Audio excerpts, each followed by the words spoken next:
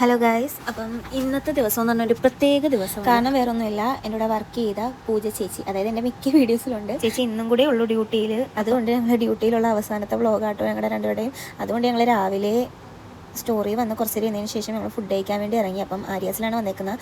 നല്ല അടിപൊളി മസാല ദോശ ഞങ്ങൾ രണ്ടും കൂടി കഴിച്ചു. പിന്നെ അതിൻ്റെ കൂടെ തന്നെ ഉഴുന്നുവട ഞങ്ങൾ മേടിച്ചിട്ടുണ്ടായിരുന്നു കേട്ടോ. അതിൻ്റെ കൂടെ ചമ്മന്തിയും സാമ്പാറും കൂടിയൊക്കെ മുക്കി കഴിക്കുമ്പോൾ ഒരു പ്രത്യേക ടേസ്റ്റാണ്.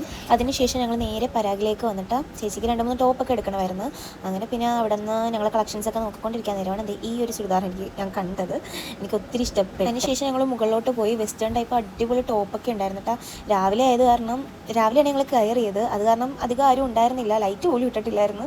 അവിടെ നിന്നാട്ടോ ഞങ്ങൾ നോക്കിയത്. നല്ല രസമുണ്ട് കാണാൻ. ടോപ്പൊക്കെ ആണെങ്കിലും നല്ല കളക്ഷൻസ് ഒക്കെ ഉണ്ട്. പിന്നെ റേറ്റ് ഒക്കെ ആണെങ്കിലും നല്ല അഫോർഡബിൾ റേറ്റ് ഒക്കെ ആയിരുന്നു കേട്ടോ.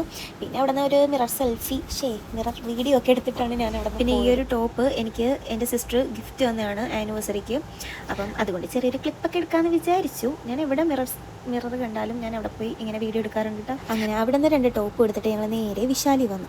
ഡ്രസ്സ് എടുക്കണമെന്ന് പറഞ്ഞ് കയറിയതല്ല, ജസ്റ്റ് കളക്ഷൻസ് ഒക്കെ ഒന്ന് നോക്കാമെന്ന് കരുതി കയറിയതാട്ടോ.